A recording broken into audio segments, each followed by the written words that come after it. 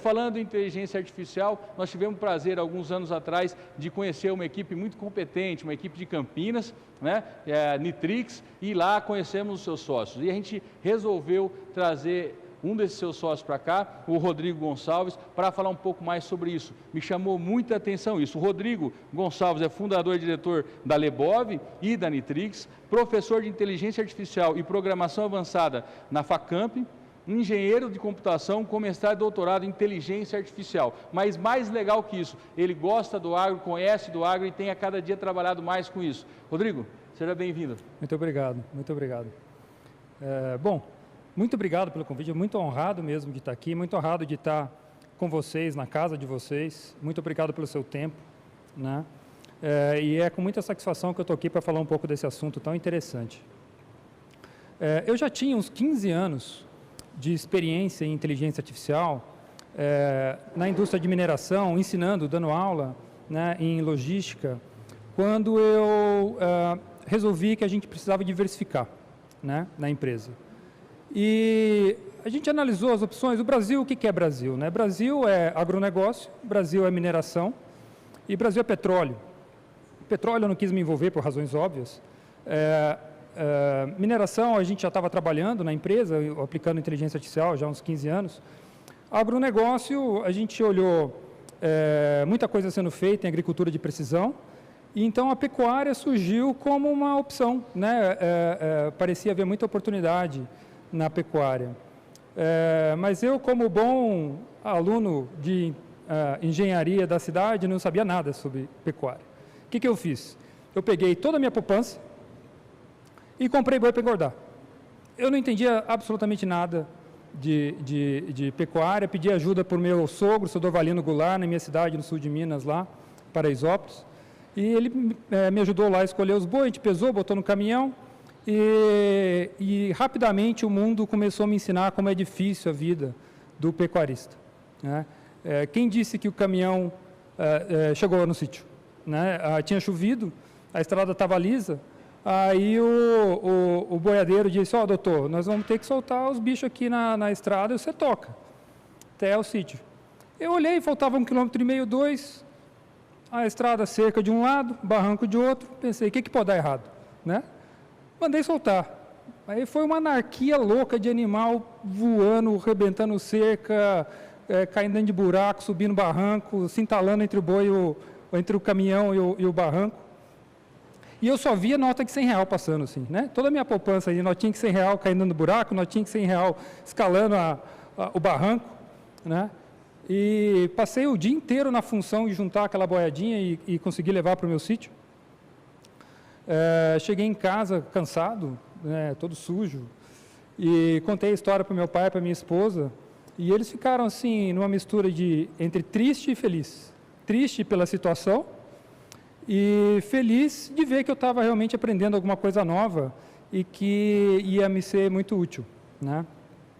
A minha filha era bem pequenininha, hoje ela já é adolescente e ela até hoje lembra que ela olhava para o pasto, você via os boizinhos e ficava pensando assim, nossa, olha lá o dinheirinho do papai correndo, né?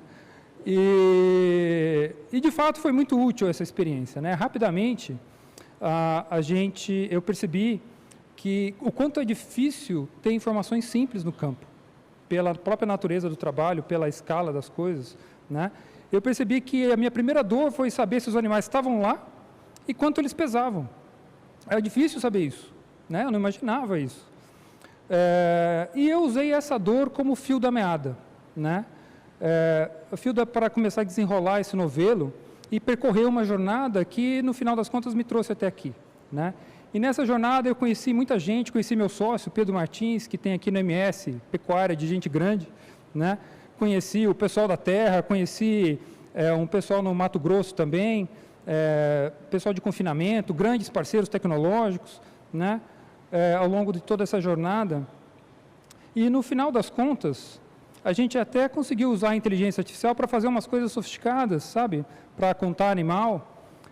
A gente também usou a inteligência artificial para fazer umas coisas sofisticadas também, para pesar animal. Eu vou contar um pouco mais para vocês essas histórias aqui na frente.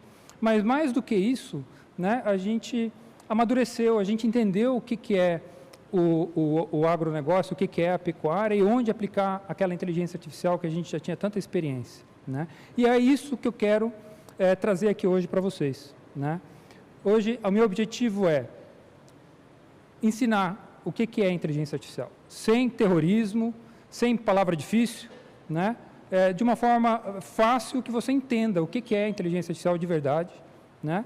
E entender quais são as ameaças e quais são as oportunidades dessa tecnologia, ok?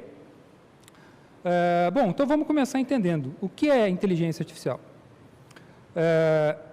Para entender o que é inteligência artificial, a gente precisa primeiro entender o que é inteligência, certo? Ocorre que inteligência é uma coisa muito fácil de reconhecer, mas é muito difícil de definir. Um gato é inteligente? É, inteligente. Um cachorro é inteligente? É, também. Qual que é mais inteligente, o gato ou o cachorro? Depende, né? São inteligências diferentes, né? E o robô? E o computador, quando tiver inteligência artificial, ele é mais inteligente que o gato e o cachorro? Bom, depende também. Tá, então, percebe que tem vários tipos de inteligência, né? Nas ciências cognitivas, né? Na psicologia, biologia, linguística, filosofia, computação, cada uma dessas ciências define inteligência de uma forma diferente. Às vezes, de múltiplas formas dentro da mesma área, né? Então, ao invés da gente tentar entender inteligência artificial entendendo o que é inteligência, né? Vamos tentar entender quais são os atributos que alguma coisa tem que ter para a gente reconhecer ela como inteligente. Né? Por que a gente reconhece que um gato é inteligente? Por que a gente reconhece que um cachorro é inteligente? Que atributos que alguma coisa tem que ter para a gente reconhecer como inteligente? Se uma máquina tiver aqueles atributos, aquela máquina é inteligente. Certo? E os principais atributos são esses aqui, ó. Primeiro, percepção. O que é percepção? Né? Percepção é você, o agente inteligente, ele perceber coisas do mundo, né? Trazer informações do mundo para dentro da sua mente. Tá? E criar dentro da mente dele uma representação, um signo, uma imagem mental que tem algum significado daquilo que ele viu no mundo. Tá? Então, eu olho para o céu e vejo nuvens. Então, na minha cabeça, o céu está nublado, eu tenho uma representação, eu tenho uma percepção. Esse é o primeiro atributo. Segundo atributo, memória. Né? Eu lembro como que estava ontem. Ontem choveu, hoje também. Né? Eu armazeno, né? Armazenar essa percepção, também é um atributo de inteligência. Né? Raciocínio. Raciocínio é ligar as coisas. Né? Ligar de alguma forma, ligar esses signos que estão na nossa cabeça e chegar e fazer deduções, fazer induções, chegar a alguma conclusão. Né? Então, por exemplo, eu olhei para o céu e vi, está nublado. Né? A minha cicatriz no meu pé está doendo. Bom, quando está nublado e a cicatriz no meu pé dói, então vai chover. Certo? Eu deduzi que vai chover. Isso é um raciocínio. Ok? Aprendizagem. Aprendizagem é criar esses modelos no mundo. Então, se a todo ano, toda vez que tem nuvem no céu e a minha cicatriz dói, chove, eu aprendo isso. Certo? Ninguém me ensinou. A cicatriz é minha mãe não sente minha dor. Ninguém me ensinou que isso acontece. Eu aprendi. Certo? Eu relaciono as coisas. Né? Isso é aprendizagem. Isso é um outro atributo de inteligência. E planejamento. O que é planejamento? É você usar esses modelos para você fazer simulações mentais e tomar ações para atingir algum objetivo. Então, por exemplo, eu olhei, tem nuvem, senti a dor, vai chover, roupa está no varal. O que acontece quando a roupa está no varal e chove?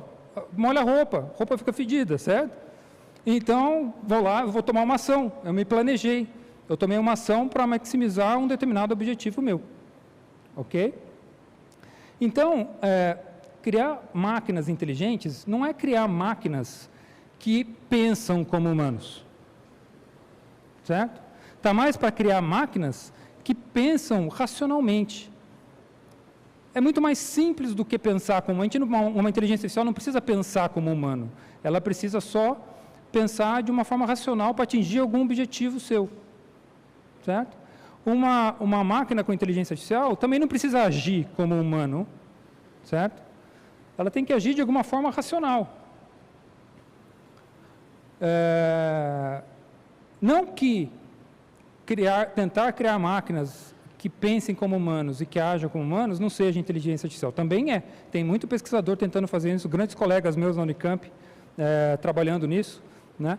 E é uma área de pesquisa bastante interessante e que acaba gerando um monte de tecnologia que a gente usa para fazer máquinas que pensam e agem racionalmente. Tá? Mas inteligência artificial é bem menos do que isso. É bem menos do que substituir o homem. Ok? E tem duas grandes famílias de inteligência artificial. Na verdade, existem um monte de técnicas diferentes para atingir esse objetivo, para fazer esse tipo colocar na máquina esses atributos de inteligência, mas a gente divide todas essas técnicas em duas grandes famílias, que a gente chama de inteligência artificial baseada em conhecimento e inteligência artificial baseada em dados. Ok? Então, vamos relembrar só o que a gente viu até aqui.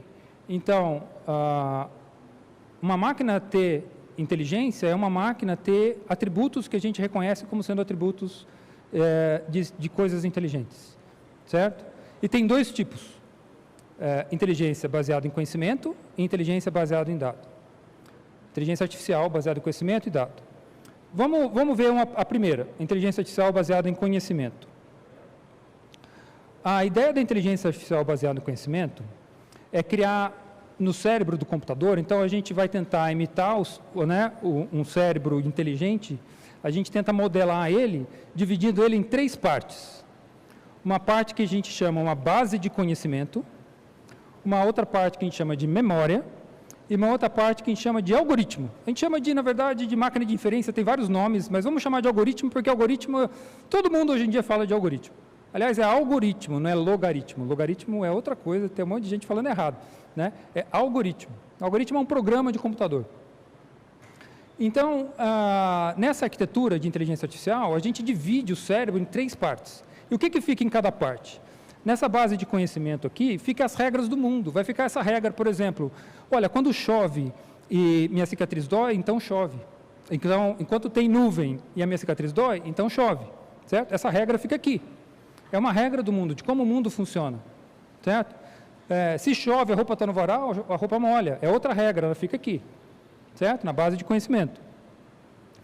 A memória, ela vai armazenar as nossas percepções, tá? As percepções do agente inteligente. Então, ele vê nuvem, vai criar um objeto aqui dentro da memória, nuvem. Sentiu dor no pé, vai vir um outro objeto aqui, dor no pé. O algoritmo, o que faz? Ele une as duas coisas. Então, ele pega cada um dos objetos que tem aqui e ele tenta encontrar as regras aqui, certo? Que se referenciam àquele objeto. Então, ele vê, poxa, tem nuvem, está doendo o pé. Então, puxa, tem uma regra que fala aqui, se tem nuvem e dor no pé, então vai chover. Então, ele cria um novo objeto, vai chover, e coloca aqui na memória. E esse novo objeto vai chover, o algoritmo pega e junta com outra regra, a regra que se chover, a roupa molha, certo? E assim vai, esse algoritmo vai deduzindo e criando conclusões. Alguma dessas conclusões, no final das contas, pode gerar uma ação, certo? Vamos trazer isso para algum exemplo concreto para vocês entenderem. Isso aqui está bem recente, eu acabei de entregar isso para um cliente faz um mês e meio, talvez, um pouco menos, um pouco mais, né? Qual que é o caso? Imagina o seguinte, ele tem várias unidades no Brasil, cada unidade tem dezenas de fazendas. Cada fazenda tem diferentes áreas, talhões, né? E ele tem um parque de máquinas, né, com quase uma centena de colhedoras, mais de uma centena de tratores, mais um monte de caminhões, ônibus, motobombas e um monte de coisas assim, que essas coisas todas rodam 24/7. Atendendo todas essas fazendas, né, se movimentando em todas as fazendas. E qual que é o desafio? O desafio é manter essa frota abastecida, sem pane seca, certo? E de forma eficiente e barata. Então, quais são as regras aqui que ficam na base de conhecimento? Né? As estradas, quais são as estradas que conectam essas fazendas? Onde é asfalto? Onde é terra? Certo? Onde dá para ir, onde não dá, com caminhão? regras do tipo uso de combustível. Coletadora que usa combustível S10, você não pode abastecer com S500. Aqui, o trator que usa S500, você pode abastecer com S10. Certo? Essas regras ficam tudo aqui na base de conhecimento. Motorista só pode trabalhar 8 horas por dia. Né? São regras que não mudam, essas coisas ficam aqui. Tá? E aí o sistema, ele começa a perceber o mundo. O que ele percebe? Onde que estão todas as colhedoras? Certo? Qual foi a última vez que eu abasteci? Quanto que eu abasteci a última vez? Quanto tinha no tanque quando eu abasteci? Certo? Tudo isso são percepções que entram aqui. E esse algoritmo, ele junta essas duas coisas, então, e gera aqui um roteiro, gera uma rota, né? Um caminho para esses caminhões percorrerem e ir abastecendo as máquinas no campo. E enquanto tem combustível, ele depois volta para a base e enche de novo, né? E ele faz isso. E a gente mostrou que o computador fazendo isso, ele consegue subir a eficiência do abastecimento de 50% para 80%, zerando o pane seca. Eles tinham vários eventos de pane seca, isso que zera pane seca. Certo? Quem tem motor diesel sabe o transtorno que é quando tem pane seca no motor diesel. Né? Trazendo aqui para a pecuária, né? Imagina que na base de conhecimento você tem conhecimento aqui de manejo pecuário, né? De rotação com a agricultura, de tipo de forração, tipo de solo, adubação, né? Você tem todo esse conhecimento aqui, certo? Você coloca esse conhecimento aqui, se você conseguir perceber, puxar para dentro do seu sistema os dados da fazenda, qual que é a lotação e a unidade animal por hectare, né? Como que está o estado da passagem, qual que é a geometria dos passos, se tem corretor dos passos, como que foi a adubação, qual que é a análise química do solo, né? Se você consegue perceber essas coisas, esse algoritmo junta isso, né? E consegue dar diagnóstico, consegue te dar sugestões, né? Consegue te ajudar a tomar ações, mas às vezes no momento que às vezes você não está nem prestando atenção naquele assunto, aquele assunto vem à tona porque surgiu uma situação nova que você não percebeu. Certo? Então, essa arquitetura de inteligência artificial, ela se caracteriza por explicitamente a gente extrair o conhecimento daqui do especialista e colocar aqui no computador, de forma explícita. Ok?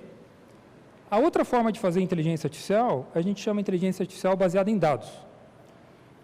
A inteligência artificial baseada em dados é totalmente diferente. A ideia é que tem coisas que você não consegue extrair da cabeça do especialista. Por exemplo, se eu mostrar para você uma foto de um cachorro e perguntar para você, é um gato ou um cachorro? Vai falar, é um cachorro. Agora, se eu perguntar para você, por que é um cachorro? É difícil explicar. Fala assim, é porque tem orelha pontuda? Não, gato também tem orelha pontuda. Não, então é porque tem um focinho longo. Ok, aí eu tiro a foto de um boxer e mostro, isso aqui é um gato ou cachorro? Você é um cachorro, mas não tem focinho longo. Putz. Não, primeiro você tem que definir o que é focinho, né? Defina focinho, certo? É difícil. Por que a gente sabe o que é gato e o que é cachorro? A gente sabe o que é gato e cachorro porque a gente aprendeu com a experiência, né? A gente, quando era criança, a gente via gato e cachorro e o pai ensinava, isso aqui é gato, isso aqui é cachorro, certo? A gente aprendeu a definir, a reconhecer. E dentro dessa arquitetura de inteligência artificial, a ideia é a mesma. Ao invés da gente extrair o conhecimento de forma explícita do especialista, a gente dá um monte de dados, um monte de exemplo e faz com que o computador aprenda. Certo? Então, é uma máquina, a gente cria uma máquina genérica que aprende e apresenta um monte de dados e para ele aprender o que é. A dificuldade nessa abordagem é ter os dados. Certo? Então, depois que você tiver, que esse cérebro eletrônico tiver aprendido, você vai colocar o dado, ele vai colocar a ação, sem necessariamente você ter explicitado o conhecimento aqui dentro. Então, por exemplo, como é que funciona isso? Imagina esse exemplo do gato-cachorro que eu dei. Tá? Funciona assim, você cria esse cérebro eletrônico e ele, no começo ele não sabe nada. Você apresenta um gato, ele vai falar para você assim, caixa de sapato. Uma coisa aleatória, certo? Aí você fala, não, isso aqui é um gato. Você ensina, isso aqui é gato. Aí você apresenta um cachorro, ele vai falar outra coisa aleatória, avião. Você fala assim, não, isso aqui é um cachorro. Certo? E aí você tem que fazer isso milhões de vezes. Para milhares, dezenas de milhares de gatos e cachorros diferentes. Certo? E de raças diferentes, em poses diferentes, né? E para cada um deles, você apresenta para a rede e fala assim, para o computador e fala assim, ó, isso aqui é um gato, isso aqui é um cachorro, né? Depois que você fizer isso milhares de vezes, para cada uma dessas milhares de exemplos, ele aprende. E aí você chega para ele, apresenta uma foto de um cachorro, que ele nunca viu, que não está naquele exemplo, e ele vai acertar, ele vai falar, isso aqui muito provavelmente é um cachorro, né? É muito mais chance que seja um cachorro do que um gato. Se você apresentar para ele uma foto de um gato, ele vai falar, olha, provavelmente é um gato. Ok? E como é que isso funciona? Parece mágica, né? Mas eu vou explicar para vocês como funciona e vocês vão entender. O nosso cérebro, a unidade básica de processamento no nosso cérebro é o neurônio. Certo? O neurônio é uma célula que ele tem uns pezinhos de entrada, assim, que ele recebe dados, ele recebe sinais de outros neurônios, e ele processa de uma forma simples e gera uma saída. E essa saída entra em outros neurônios. Tá? Então, acaba formando uma rede. Né? Um neurônio recebe sinal de vários neurônios, cada um deles processa bem simplesinho e entra num outro neurônio. Que processa, que joga em outro neurônio e faz assim para frente, até lá na ponta você mexer o braço, ou você correr, ou você acender uma luzinha na sua cabeça. Tá? Gerar algum tipo de ação. O que a gente faz na computação é imitar o cérebro. Tá? Isso chama computação biologicamente inspirada. Né? A gente imita a natureza. Então, a gente cria um neurônio artificial que recebe essas entradas e ele processa e dá uma saída. E a gente conecta esses neurônios todos um no outro, criando uma rede que a gente chama de rede neural artificial. Ok? Bom, só que quando a gente cria, ela não sabe nada. Ela é burra. E aí, então, a gente precisa ensinar ela. Mas olha como é que é interessante o processo de aprendizagem. A gente apresenta, por exemplo, a foto do gato aqui. Quando a gente apresenta a foto do gato, o sinal vai propagar aqui dentro da rede e vai sair aqui falando alguma coisa. Aí, a gente injeta ao contrário, né? Vamos chamar de contra-injeta. A gente injeta aqui a foto de um lado e contra-injeta do outro lado. A resposta é gato. E esses sinais, eles percorrem a rede neural em sentidos opostos aqui, uma percorre para lá, outra percorre para cá, e eles colidem. No que eles colidem lá dentro, eles deformam a rede. Na verdade, não deformam os neurônios, mas deformam essas conexões. Tá?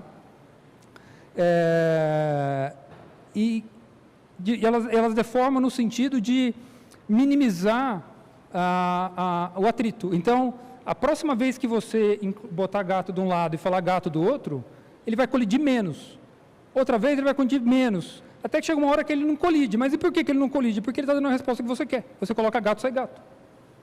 Certo?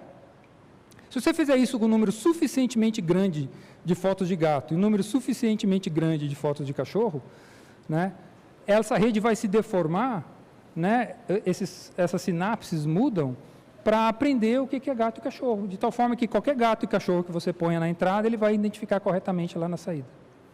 Ok? Eu estou dando esse exemplo de gato e cachorro, mas a gente pode usar para muitas coisas. Por exemplo, a gente voou, né, várias fazendas, na verdade a gente voou aqui no MS, lá no Mato Grosso, Goiás, São Paulo, Minas Gerais, Paraná, fazenda no Pantanal, fazenda com solo arenoso, fazenda com Nelore, fazenda de diferentes tipos de gado, né, em diferentes situações, e coletando imagens como essa aqui, ó. Certo? E aí, a gente organizou essa rede neural para funcionar assim, olha, a gente coloca a imagem de um lado, certo? E a rede neural diz do outro lado onde que estão os animais nessa imagem. Ok? Aí, a primeira vez que você apresenta, ele não sabe nada, ele fala um monte de bobagem. Aí você fala, não, a gente tem que pegar cada uma dessas imagens, a gente fez centenas de horas de voo de drone, cada uma das imagens, a gente foi lá e disse, o boi está aqui, está aqui, está aqui, está aqui, está aqui, está aqui, está aqui, está aqui, está ali. Certo? E contra-injetou essa resposta. Para cada uma das imagens, a gente contra-injeta. Né? E a rede ela vai se deformando, ela vai aprendendo. Depois de um número suficientemente grande de imagens de tempo nesse processo, a gente pega uma foto dessa, coloca na rede, e ela responde isso aqui, ó.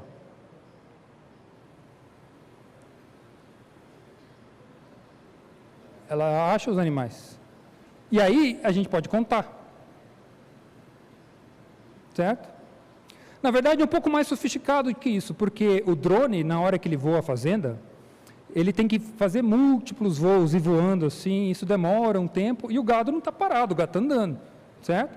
Então tem uma outra inteligência artificial por cima dessa inteligência artificial para descobrir qual que é o animal duplicado e descontar ele para você ter a medida correta, certo? Não é um negócio simples, foi um trabalho, parceria, é a tese de doutorado de um funcionário meu lá na Nitrix, e que eu ajudo a orientar, junto com o pessoal lá na USP e um grande amigo também que está lá na Austrália, né? Campelo, se você estiver aí, um grande abraço. E olha, você vê que ele acerta, né? Não importa o solo, ele acerta, ok?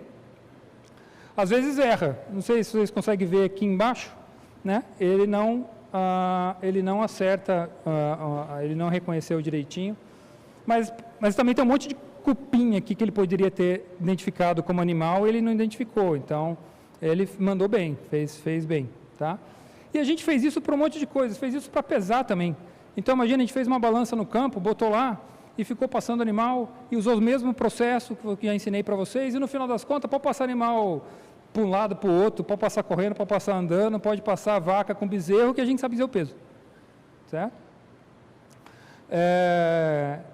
Isso está sendo amplamente utilizado. Ontem eu estava preparando essa apresentação aqui hoje, botei no Google, né, e achei um monte de coisa.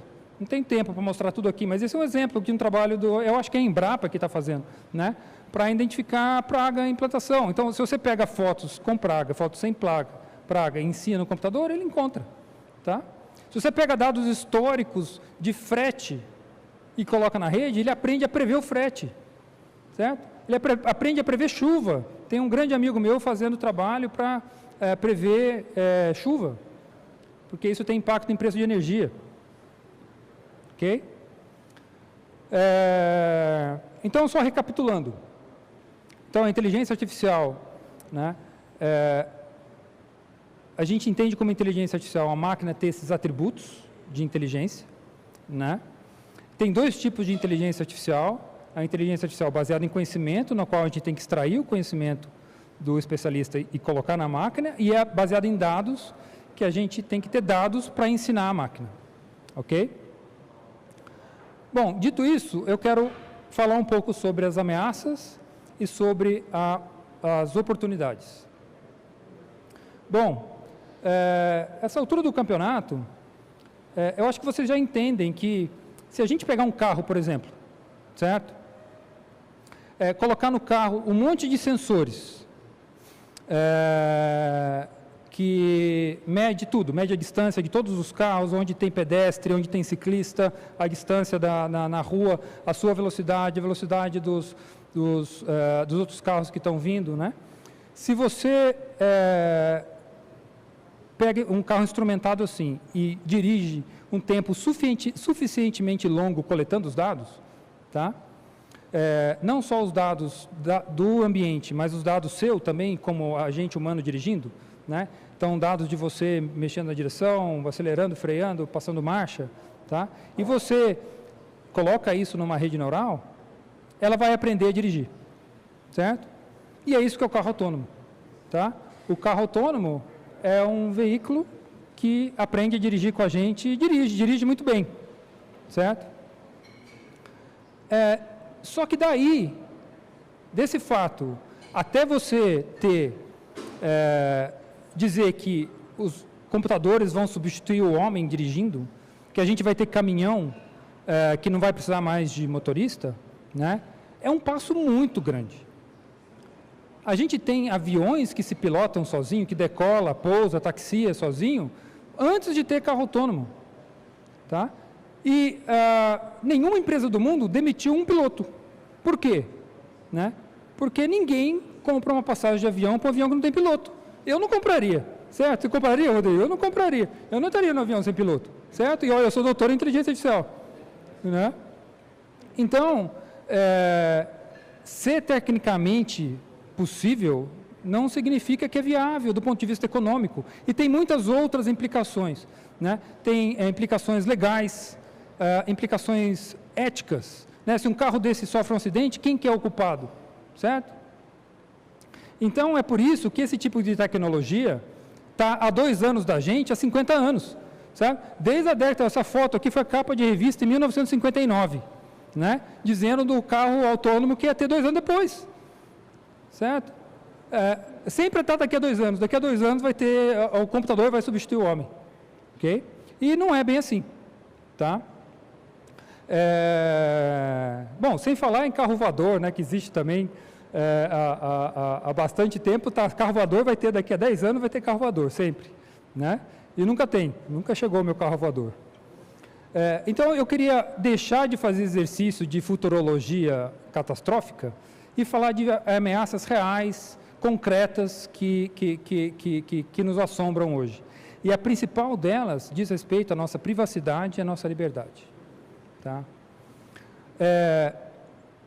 Por que você acha que você usa de graça o Facebook? Você tem ideia de quantos milhões, centenas de milhões, ou eventualmente bilhões de dólares custa manter o Facebook? E por que raios você usa de graça? Por que eles não cobram você?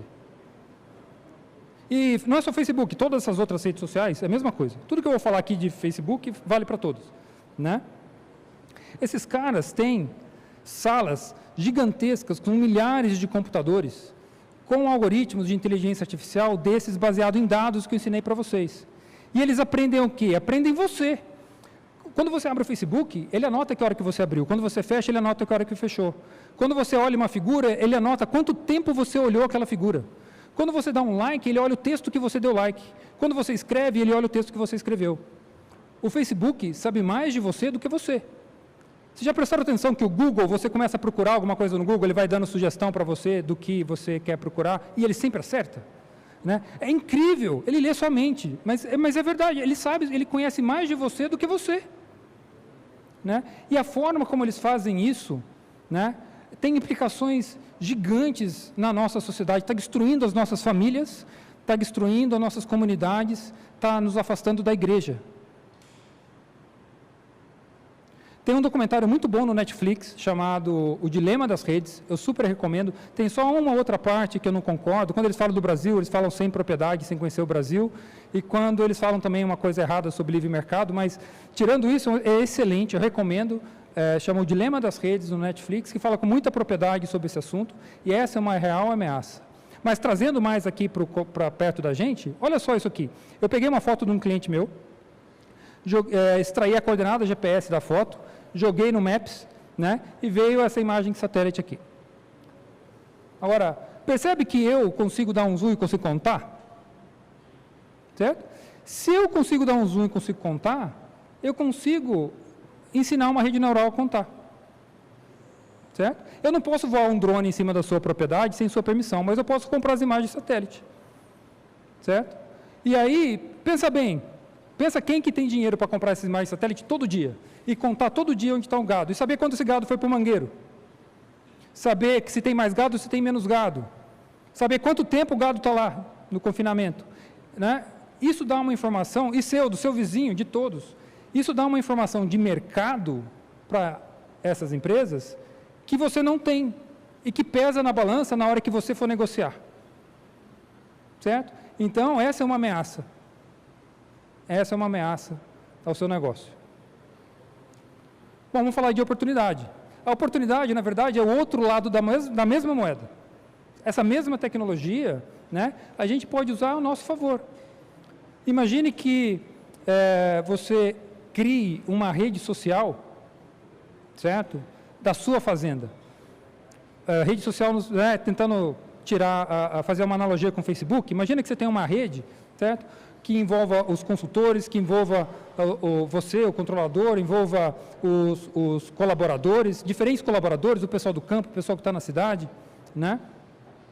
E essa rede centrada nos dados da sua fazenda, né? Nos dados da parte da pecuária, da parte da agrícola, dos parques de máquinas, financeiro, né? Os mesmos algoritmos de inteligência artificial baseado em dados, né, que o Facebook usa para aprender quem é você, a gente vai usar para aprender quem é a sua fazenda e como ela está reagindo, né, e como ela vai reagir se você fizer determinadas ações ou não, certo? E é isso que a gente está fazendo agora, né? Meu último produto que a gente está lançando é esse, chama Metrics, né? Está em teste agora, uma primeira versão. Em dezembro deve entrar a versão final, e esse é o objetivo dessa ferramenta, criar essa rede, né? Centrada nos dados para habilitar essa inteligência artificial a seu favor, né? Esse produto ainda não, o site já está no ar, www.metrics.app, www.metrics.app, já está no ar, para você já ir se cadastrando, porque isso a gente não vai liberar para qualquer um. O processo de entrada é muito cuidadoso, muito trabalhado, porque tem que também importar todos os dados que você já tem que construir essa rede com os consultores, né? A gente já tem um pessoal testando, mas a gente já está recebendo inscrições para quem quiser participar, né? E, bom, eu queria encerrar fazendo uma provocação. Pensa o seguinte, há 15 anos atrás, talvez menos, talvez 10 anos atrás, você imaginaria que você pegaria seu celular, daria 2 cliques e pararia um carro na sua porta para te levar onde você quer? Né? Não passava Uber, não passava na cabeça de ninguém, certo? Toda essa economia compartilhada. Então, tem isso em mente e pensa o seguinte comigo, você acha que as lojas vão ser o epicentro da atividade de comércio na sociedade do futuro? Você acha que as universidades vão ser o epicentro da atividade de ensino no futuro? Os estádios. Vocês acham que os estádios vão ser o epicentro da atividade de esporte na sociedade do futuro? E aí vem minha provocação. Você acha que o gestor da fazenda vai ser o epicentro da atividade de gestão da fazenda no futuro? Muito obrigado. Quero agradecer de novo a oportunidade de estar aqui. Espero ter conseguido explicar para vocês o que é inteligência artificial, desmistificado um pouco isso, né? E deixar a mensagem final de que a inteligência artificial está aí para ajudar você a trabalhar menos e render mais, e não para te substituir, certo? Cada posto que ela substitui, ela gera 3, 4, ela só vai aumentar a sua produtividade. Tá bom? Muito obrigado. Maravilha. Rodrigo, fica conosco mais um pouquinho, porque nós temos algumas perguntas vamos do lá. público que querem algumas informações. Se alguém aqui também tiver alguma pergunta para fazer, fica à vontade, tá? Bom, será que um neurônio artificial com sensores faria no ato a mensuração de diâmetros, profundidades e, consequentemente, a quantidade de litros de leite ali armazenada naquele tanque de expansão? Opa, sim. Isso já é uma aplicação na indústria de manufatura, né? Redes neurais medindo em tempo real dimensões, tamanho, diâmetro, né? Tem estações de solda, por exemplo, estações de, enfim, de várias estações de corte na manufatura, medir se está certo, se os volumes estão corretos. Então, sim, é uma aplicação. Eu não conheço nenhuma pronta, mas sim, é possível. E ainda tem mais uma dúvida aqui, sobre a alimentação dos dados. A inteligência artificial demanda uma alimentação constante e correta, como é feita, e de que forma fazer que essa alimentação dos dados seja simples e funcional? Excelente pergunta, não sei quem fez, mas quem fez uma pergunta muito boa, né? O grande desafio da inteligência artificial baseada em dados é ter dados, mais do que ter dados bons, porque se você ensina coisa errada, ele vai fazer coisa errada. Você tem que ter dados corretos, né? E você fazer aquisição de dados corretos é muito difícil na prática. A vida é complicada, a vida não é trivial, né? Então, sempre na aplicação da inteligência artificial, um dos maiores desafios é justamente esse, é ter dados corretos e você adquirir os dados de forma barata. Porque se custar mais caro você adquirir os dados e colocar a rede para funcionar, ela não se viabiliza economicamente, certo? Então, esse é um grande desafio. Muito bem. Muito obrigado ao Rodrigo Gonçalves pela aula sobre inteligência artificial na pecuária, cada vez mais presente e real dentro do agronegócio. Se a gente ainda lembrar de um tempo não muito longe, né, Patucci? O agro não era bem isso, né? Contava o boi ainda no caderninho, na cadernetinha, né? Hoje a gente mudando bastante esse cenário por conta dessa tecnologia e dessas inteligências e também, claro, que pela adoção disso na fazenda, porque não adianta de modo algum também existir a tecnologia se não tiver adoção dentro da fazenda, né, Rodrigo? Sim, exatamente. Adoção, e essa ideia de criar essa rede social, né, ter adoção de todos. A gente pode colocar até o animal. O animal, hoje em dia, usando a internet das coisas, que é uma das... Eu não quis entrar nesse assunto para não prolongar demais, mas até o próprio animal faz parte dessa rede, porque ele gera os próprios dados. Maravilha. Obrigado mais uma vez, Bom? viu? Obrigado. Obrigado.